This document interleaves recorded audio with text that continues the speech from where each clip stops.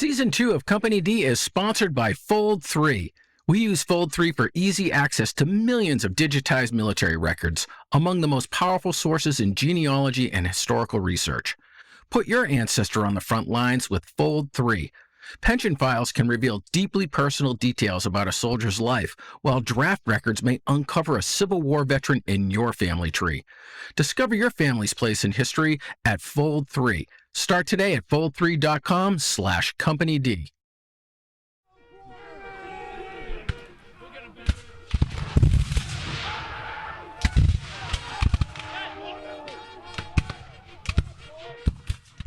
April 6th, 1865, Amelia Springs, Virginia.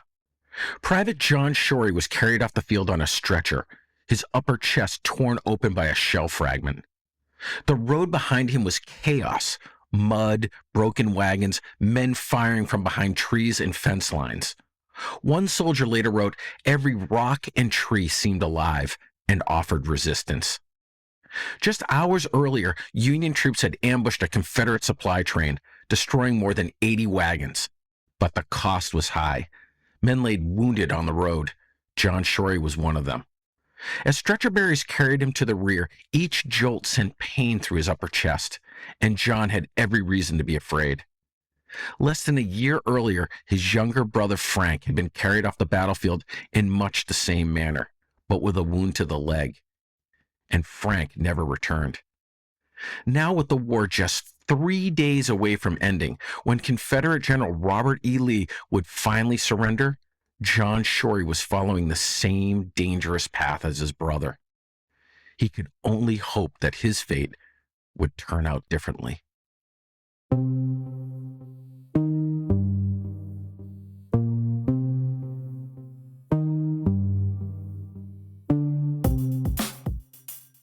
Hello and welcome back to another episode of Company D, the narrative history podcast about the individual soldiers who fought in the American Civil War. At Company D, we leave the battle tactics and military debates to others. Our mission is to discover and share the very human stories of the average soldier. We do this by focusing on one regiment, the Third Maine Infantry Regiment, and one company in that regiment, Company D. One regiment, one company, countless stories. My great-great-grandfather, Charles F. Snell, fought with the 3rd Maine and Company D, leaving behind a diary of his wartime experiences. Charles's diary is the inspirational text for Company D. He served with the men we feature in this podcast. I'm your host, George F. Snell III, and yes, 3 is an odd number, just like the host.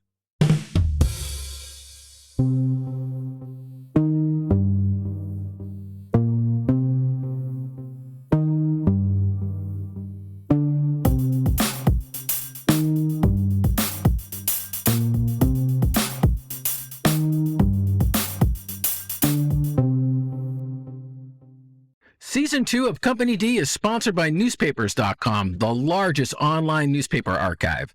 Newspapers.com offers a remarkable window into the past, helping you connect with the people, events, and everyday lives that shaped history.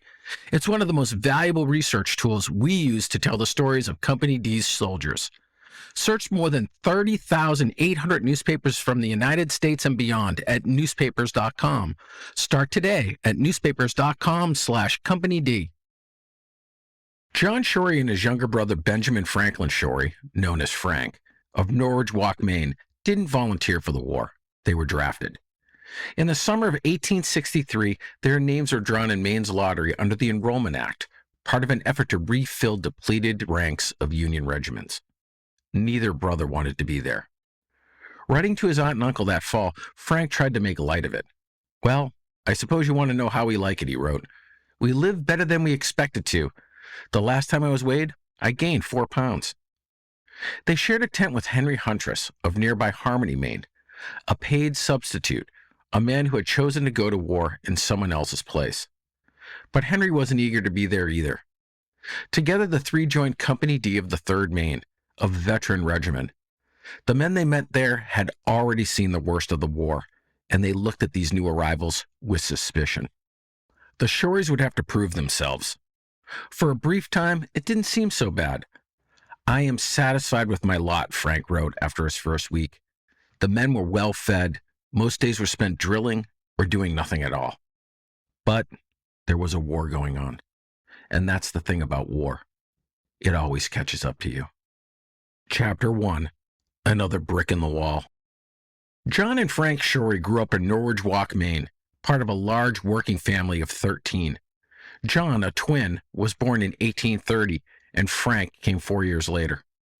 Their father, Lot Shorey, operated the largest brick-making business in town, just behind the family home on Mechanic Street along Sucker Brook. Lot's business probably supplied the bricks for most of the brick buildings and homes constructed in Norwich Walk in the mid-1800s, including 4 that are listed on the National Register of Historic Places.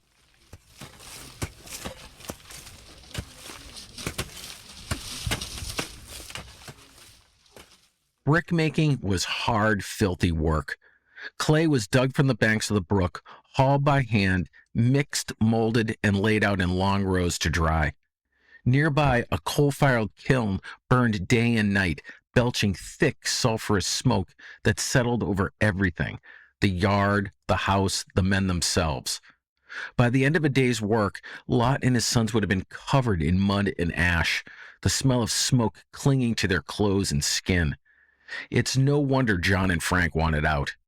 John left first. In 1855, at 24, he married Mary Holloway and moved to nearby Fairfield to be closer to Mary's family. The marriage was short. 7 months after they exchanged vows, Mary died of unknown causes.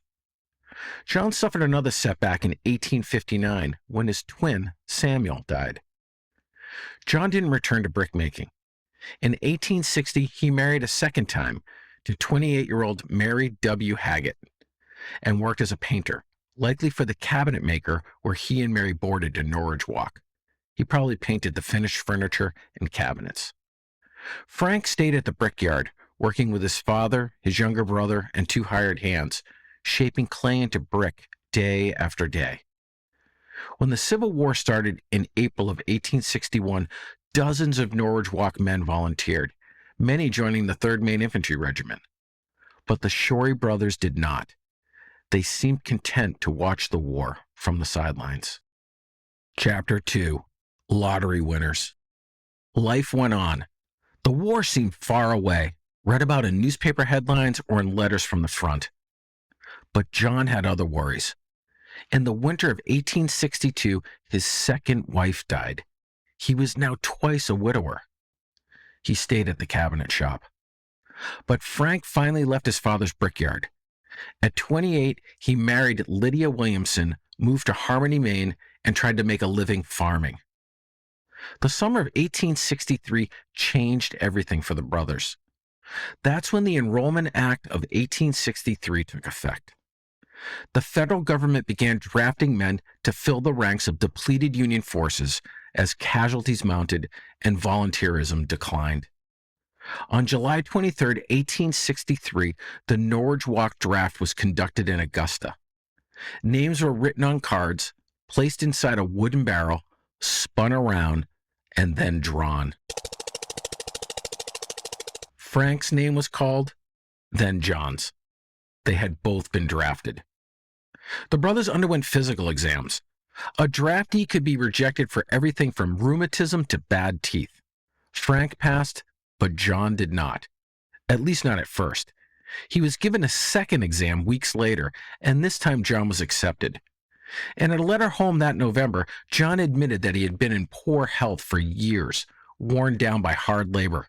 But the army, he boasted, changed that. "I have not been so well for 10 years as I am now," John wrote. "It agrees with me first rate to lug a knapsack and lie in camp. I have gained in health and strength since I have been here." The Shorey brothers were assigned as privates to Company D of the Third Maine, a hardened unit that had already fought at Bull Run, Chancellorsville, and Gettysburg. They were led by their third captain, Alfred S. Merrill, and First Lieutenant Woodbury Hall. When John and Frank arrived, Company D had been reduced to fewer than 20 men.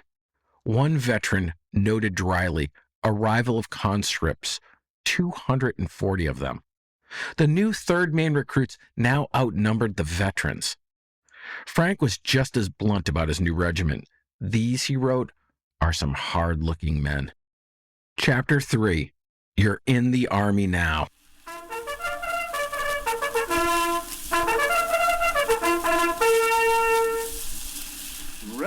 When he reached the front, John Shorey was 33 years old. He had lost 2 wives and his twin brother.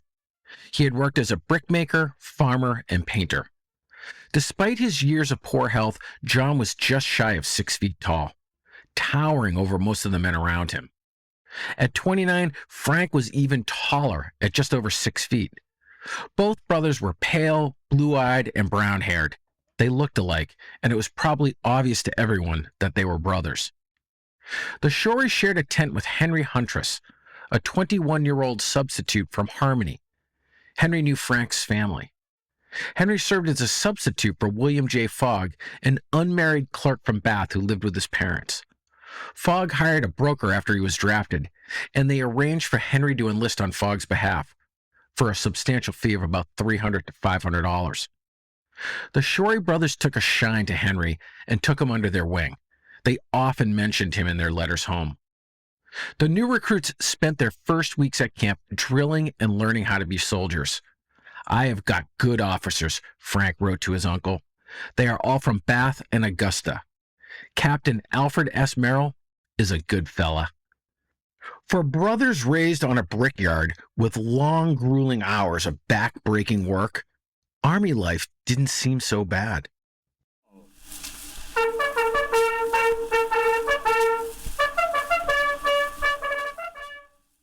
Chapter 4. Dead Man Walking. They got their first taste of the war's brutality before they even arrived at Company D. On the way to joining the 3rd Maine, they stopped at Fairfax Station, Virginia, a major supply depot along the Orange and Alexandria Railroad. There, they found thousands of soldiers and recruits waiting among crates, barrels, and rows of tents. Frank described the scene in a letter home. All kinds of people and colors, and it is a hard-looking sight to see how things have gone to ruin. Then something unusual happened. The recruits were ordered to assemble in an open field. 2 lines of sharpshooters formed, and a military band began to play.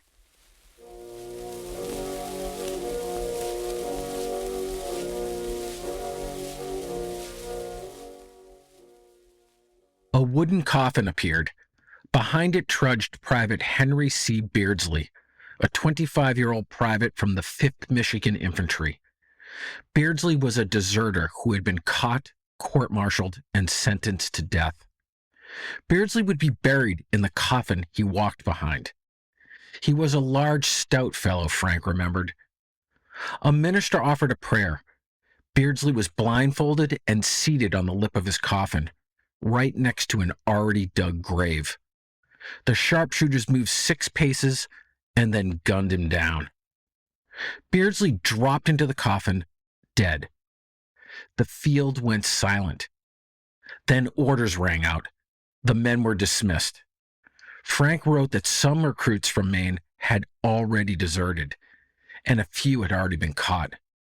Now they all understood what that meant. Chapter 5. The Battle of Rappahannock Station. The Shorey brothers faced combat for the first time within a week of joining Company D. On November 7, 1863, the 3rd Maine attacked rifle pits at Brandy Station. Frank described what followed. About 2 o'clock, we found them in rifle pits on the other side of the river, shooting for about 3 hours, not but a few wounded.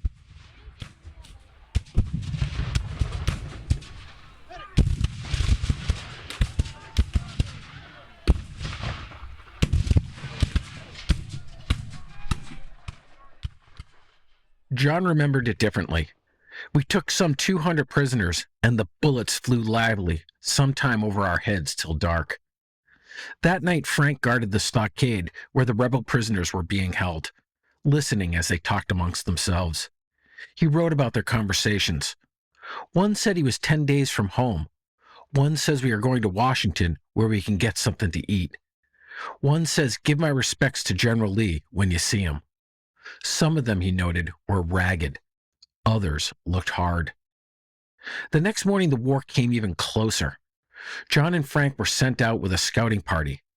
In a field, they found a Third Maine soldier lying dead under his blanket.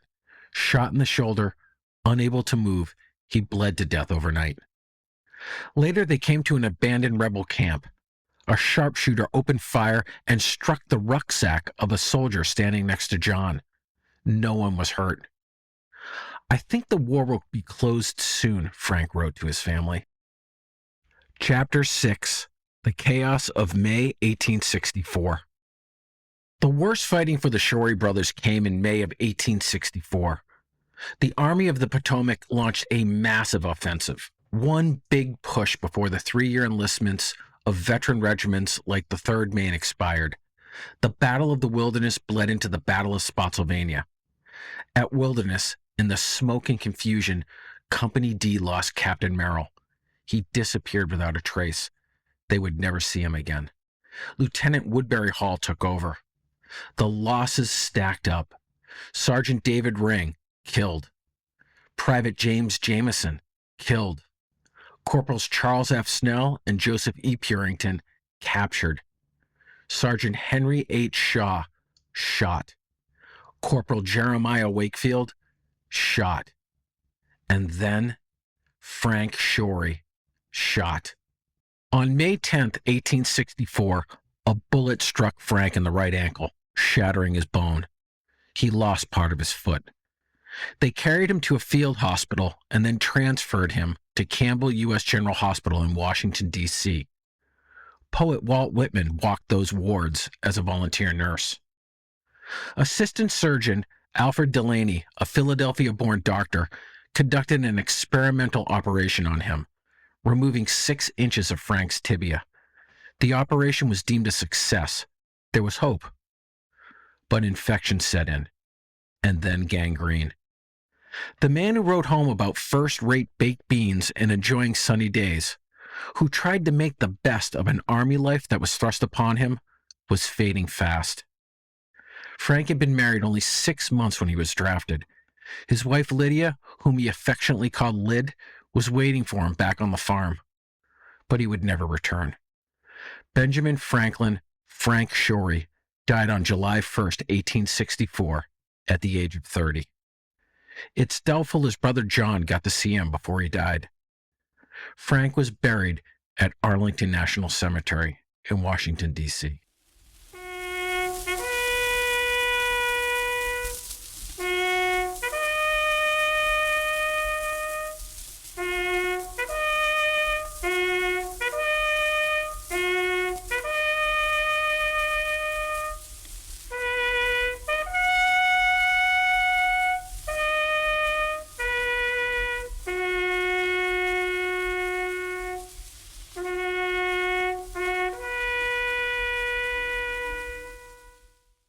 Chapter 7.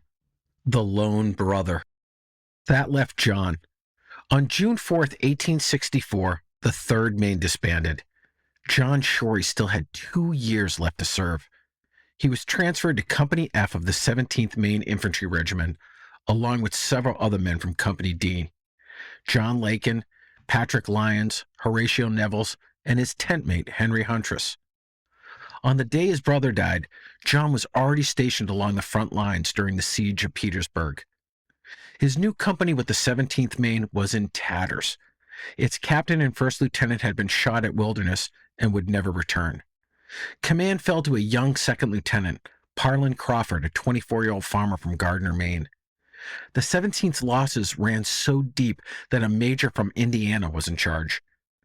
For the next 9 months, John would fight through the long grind of the Petersburg campaign.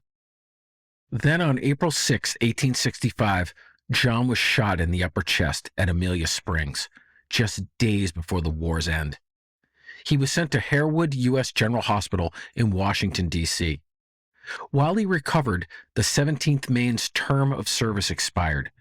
John was transferred yet again, on paper anyway, to the 1st Maine Heavy Artillery Regiment, but he never joined them.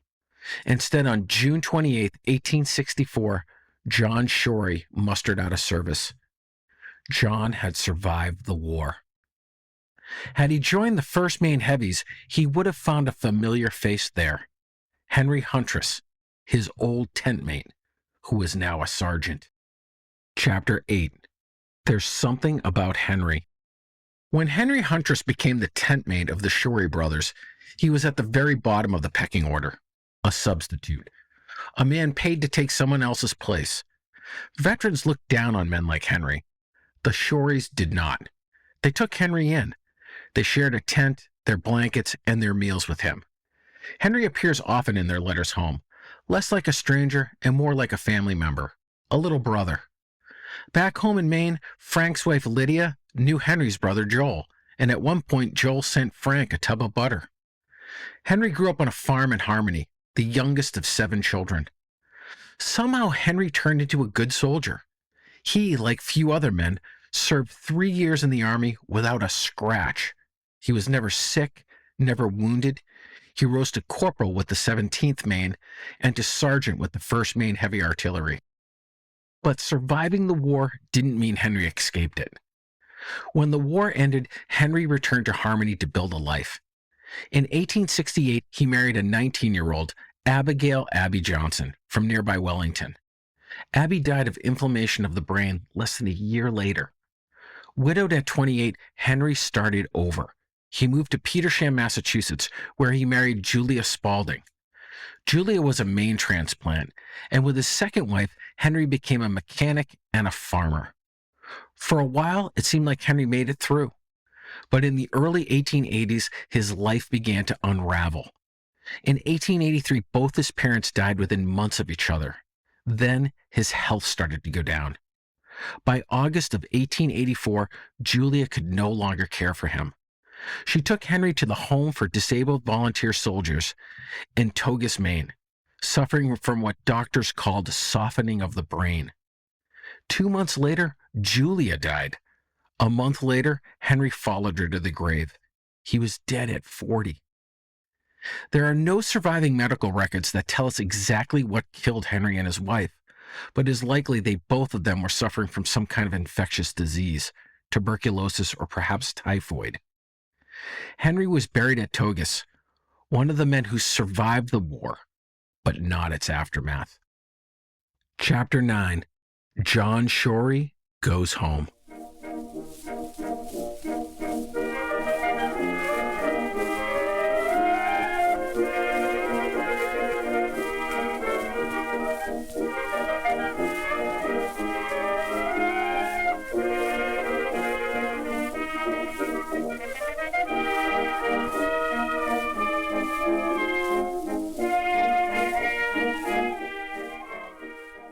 After the war, John returned to Norwich Walk. He moved back in with his parents, back at the brickyard, but he did not return to that type of work. He continued on as a painter. In 1866, he married for a 3rd time, a widow, Felina Hurd, and became the stepfather to her 2 boys. Together they had 4 children of their own, 2 sons and 2 daughters. One of those sons he named after his brother. The health problems John experienced before the war returned, made worse by his war wound. On August 22, 1877, John Shorey died of chronic diarrhea, a condition that followed him home from his months in a military hospital. He was only 46 years old. He was buried at Riverview Cemetery in Norwich Walk. Felina received a widow's pension. She never remarried. One hopes that John found happiness in those last years of his life. Many men who fought in the American Civil War didn't volunteer to go. They were drafted, just like the Shorey brothers, or they went in someone else's place, like Henry Huntress. They were not always celebrated like the volunteers, but they fought the same war. Some, like Frank Shorey, never made it home. Others, like Henry Huntress, survived the war but not its aftermath. And some, like John Shorey, returned carrying wounds that never healed. John Shorey came home, but unfortunately, the war came home with him.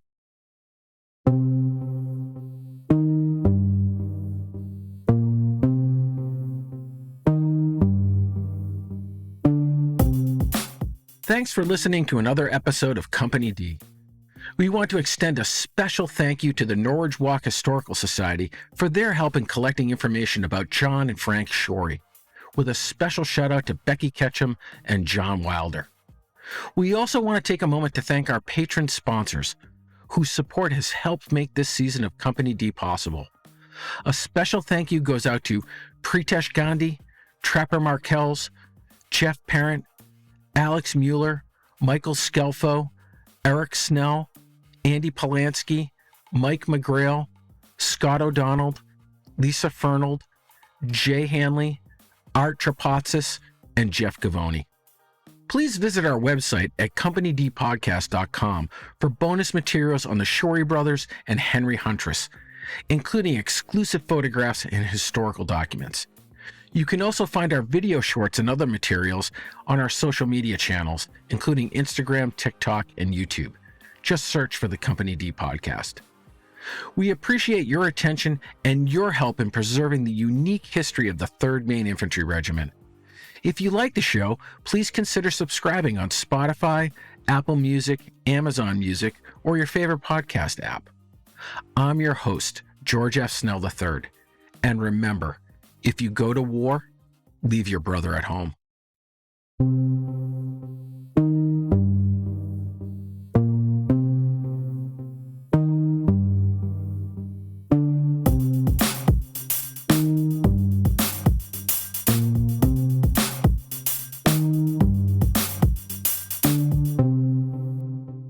Company D is a product of Dark Party Productions, all rights reserved. Unauthorized retention, duplication, distribution, or modification of copyrighted materials is strictly prohibited by law. Company D is written, hosted, and produced by George F. Snell III. Our editor and co-producer is Jay Brewer. The Company D theme music was written and composed by Jay Brewer.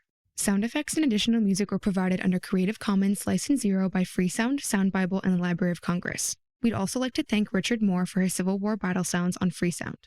The views expressed in this podcast are those of the hosts and guests and do not necessarily reflect the opinions of any organization. This podcast is for entertainment purposes only and does not constitute professional advice. The content is provided as is with no guarantees of accuracy, completeness, or timeliness.